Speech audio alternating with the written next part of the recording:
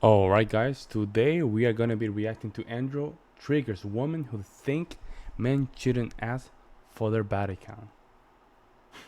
Let's jump in and see what's going on. Andrew, I have a comment or a question about the body count thing. I don't care how.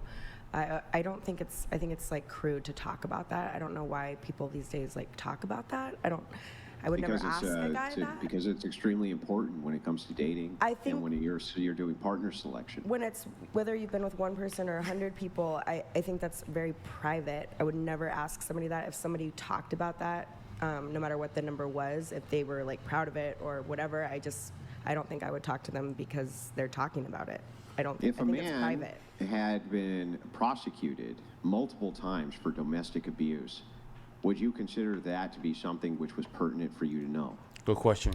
Yes. How come? It doesn't mean that he's Because, going like, he to has a domestic. Hang on. It doesn't mean that he's going to domestically abuse you.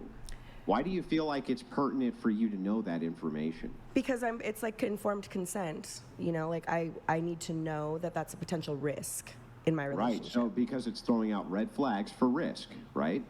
Why would Right. body count be any different than that? Because are you talking about risk as far as STD? Because there could be Not just safe sex STDs, but okay. there's all sorts of other risks which come with it. For instance, if two virgins get married, the chances that they'll stay married are really, really, really good. Really good. And when it comes to women who are highly promiscuous, who have more than 20 partners, the chances that they're going to stay It's with very their low. significant other Very low. really, really, really bad. So the thing is that as we look, It's because of pair bonding. And a guy knowing how much body count you had is just give you a purview of what is your, how likely are you to stay in a relationship? How likely? If you have multiple body counts, that means that the pair bonding is so low that it's not even worth to even invest. look at the details here, we're using risk assessment models, right? We're trying to assess risk for the same reason that you would want to disclose to you if a man had been charged and is guilty of domestic abuse, even though that does not prove that he would abuse you. Why would that True. then be wrong for a man to want to know the body count of a woman to assess his own risk? I just don't think I think it's like very like lewd to talk about. I don't like it. I don't think it's Yeah, I think that talking about domestic is pretty lewd too, but that would be something that you would want to know about, isn't it? It would be. Yeah, but it's just like that goes into things like, like asking about maybe like I don't know. It's just kind of like private. Like some things are private. Like I think your body's Bullshit. private, and Bullshit. if you have an old, that's pertinent. But like, I don't know. Killer Well, of I Cereal understand why that'd be donated $200. So if the guy is only 5 feet 11 inches and is only 100,000 air, and is an assistant to the CEO but not the CEO himself, he wouldn't butter your biscuit? What would you bring to the man's life? Oh man. Your quick response, My quick please. response would be, I can't say unless I'm able to infer connection there. I'm not sure. Not necessarily true. And what do I bring to a man's life? I would say like low body count, decent looking, take care of myself, unproblematic, not a party Okay, let's see how much is about low body count. I would love to know. What is low body count? girl, great personality, easy to get along with. Nothing. Great friends and yeah. Nothing. Just a good old fashioned girl, no body count. Yeah. Yeah, uh-huh. Good girl. Well, I'd like to get back to this. Man, they should have followed up with her there. They should have followed up before going to crazy lady here. Okay, low body count. How low we're talking about? Just follow up. It was very interesting. I appreciated you bringing that up. So, as we kind of dive into this, I understand what you're saying, that having conversations which are uncomfortable are, well, uncomfortable. And I can understand why a woman would want to conceal this information because it's very uncomfortable to talk about this information. But I don't know how you could make a case that it wouldn't be pertinent for a man to be informed about the body count of the woman that he wants to date long term? Why would that not be pertinent information for him to know? Well, I guess it would really depend on what the man's values are and what he considers pertinent information. His values are he just wants to hump chicks who have a low body count. That's his only value, let's say. Okay, well, a man like that. Why would that preference in any way be bad in any way? It's not bad. It's just like I feel like these young, like it's just something that younger people talk about. Like they just talk about it. Like they're like, oh, this is my body count. It's just new. Like people didn't do that when I was growing up. So yeah, they did. It's just they did. I don't remember that happening. Yes, they did. Here's the thing. You're growing up around the same time that I was growing up. And the thing is that we talked about sex all the time. Yeah. We always knew who was the 3 or 4 of the town. We all knew it, and we knew that the 3 of women just sleeping around was not a good idea to be around. We all knew it, so that's a huge cope. About which chicks were hoes. We talked about which chicks weren't hoes. You talked about which men were playboys. You talked about which men weren't playboys. This cope of, well, when I was younger, like you're ancient, like you lived 75 years ago, like you lived 100 years ago, like you lived during the Civil War era 200 years ago. It's all pure cope, right? You were growing up, what, at the latest in the 90s? You think we weren't talking about sex in the 90s? I didn't say not talking about the sex. Hang on. I just that is the most ridiculous thing that I've ever heard. All we talked about in the 90s was sex. Yes, but I said, like, I don't remember the specific thing about, like, talking about, like, a body count, like that being a phrase. Of course you did. Of course you did. And I was in a relationship from 18 to 30, mean? so. What does hoe? She's a hoe. What does that mean? Yeah, does but that mean she has a really low body count, or? Yeah, but you're not. It's just a different verbiage, I guess. Nah. Yeah, but it's saying the same exact thing. You're saying that chick has slept with way more dudes than I'm comfortable with. You're saying the same exact thing, right?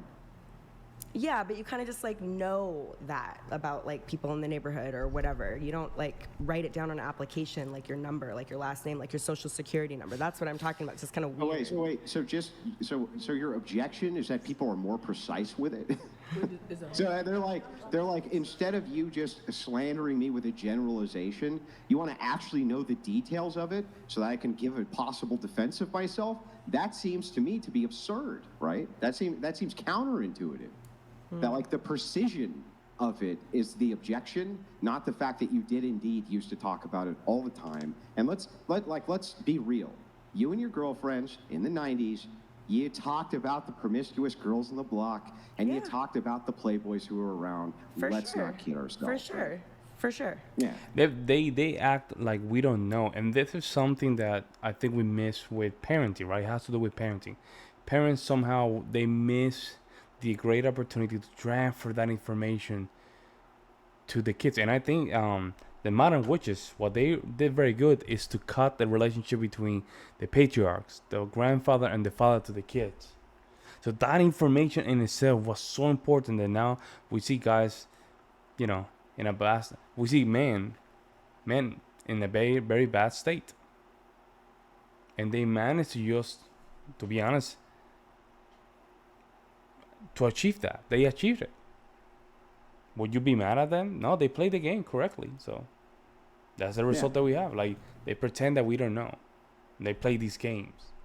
But yeah, it wasn't like, oh, did you hear John has slept with exactly 17 and a half people or something like that? Like, it was just weird. Yeah, no, it's just implied. So, I mean, it's just like, it's just, for some reason, for you, going around the edges of the thing is more important than the thing itself. It's like, okay, so John has slept with a lot of chicks. We understand that, right? Your only objection is the precision with how many chicks he slept with. That seems totally counterintuitive to me. It seems like that would be the information you would want to know more than the generalization. Well, to me, it's kind of like saying, okay, John has slept with 17 and a half people. And that's like saying, like, okay, that's John stupid. has a big dick. How do you sleep with a half a person like that? I mean, I guess don't know. you could. If they're bisexual. I'm just saying it's weird for a number, but I'm just saying. Are we at a magic show? Okay. Saying, like, that's the difference between saying John slept with a lot of people, or we know he's a hoe, and the exact number, versus, like, John has a big dick, and then, like, going into detail, like, describing specific things about it. I guess that's my court, like, you could just do one thing. You don't need to, like, go into people have very specific minutia about it. Well, they have very specific preferences about the things that they want. And in modernity, because there's such a small pool which fits the preferences of so many people, I think they just don't want to waste time. And so they're like, can we just get to the nitty gritty? And instead of us using kind of the generalizations and innuendo and the slander and this and that, they're just upfront, right? They're just like, look, lady, how many dudes have you fucked, right? And what they want to know from that, the information that they want to know from that is, are you going to be a good partner for me, or are you not going to be a good partner for me? It just seems like a great way to just... And that's what your power as a man relies on. You have the power. You have the power. You guys have to understand that. You have the power. This is the power right here. The female power is just holding. That's what is pure. She doesn't have it anymore. You putting that in the table already take all her cards out. So she had nothing else to play with. If you have to understand that this is inner game. This is very important. This is an inner game. You understanding this put you in a better position in the world, and not even in dating, but in social dynamics. Not beat around the bush and not bullshit, right? Would you not agree that there are many other factors that play into what defines a good partner or not? Absolutely. I would say that that the scope of what we're talking about here is so broad. We're taking into account billions of people's individual preferences and this type of thing. But I'm going to caveat this with, there are general truths that seem to trend across the board for men and women when it comes to preferences. I'll give you a really basic one. Women tend to like men who are taller than them. In fact, let's just get a show of hands right here. How many women right here at this table prefer that their men are taller than them? There we go. All of Case them, closed. right? Every single one of them, including you, right? Yeah. So now we have a kind of these universals which go in too. Now, if you were to insert men into every seat that you're in right now, and I said, how many of you would prefer that your women had slept with less than 3 men? How many of them do you think would raise their hand? Okay, yeah, I totally see that. Hang on. Answer the question first, All and of then give me them. the qualifier. All of them, All of them. 100%. All of them. So we Yeah, have some I get universals that. here, right? We have some universals. I get that, yeah. Yeah, that's all I'm saying. So it's like, so I want to address the point specifically, but yeah, go ahead. No, I think that's it. I don't have anything else to say about it. Oh, okay. You said it was crude though to like. Yeah, So if yeah, a do guy you know were what to I ask you mean? that on the first date, would that be? Yeah, that's like, I wouldn't ask him to see his bank statement or like, I think there's You'd so ask many. him his job. Yeah, I guess I would. That's normal conversation. But for me, what's more important is like political values, family values. Like that for me, like I was in a 2-year relationship. We broke up because we ended up like, it was during, a certain period of time So, recently. but what would actually be wrong if this was a deal breaker for a guy and this would conceivably save him and you time? What would if actually that's a, be? if that's a deal breaker for him, then he should for sure proceed with the question and then. Now the question what I is mean? though, would it be a deal breaker for you that he even asked it? Well, that's what I was kind of trying to say is like, even not asking, but people are just, I've seen people like post like just like about their body count or talk about it, and in a not dating situation, like just in a public situation. And I just think that's kind of like, yeah, I don't think I would be inclined to want to talk to somebody who thought that was like a neat topic to like talk about. It's kind of private. I think I understand the social taboo nature of the thing that you're kind of appealing to here, but I think, I think that men, the more men I talk to, I get this kind of belief more reinforced. I think that if a woman, let's say she had a really high body count, if she sat down on her first date with a man and she said, look, I fucked a lot of things up in my life, including the fact that I slept with way more dudes than I should have, right? And I'm not going to do this anymore. And I'm going to be a good wife for the man who I end up marrying. And I fucked this all up, okay? I think that men would have 20 times more respect for those women. I agree. The ones who go, none of your business, it's not your concern, and they beat around the edges and this and that. I think if they were just direct and said, look, I fucked it all up, but I'm ready to unfuck it all, I think most men would be like, all right. It's called accountability. That is a good point, because that means that she's saying that means that she's willing to take accountability and move forward. Oh, no, I totally agree.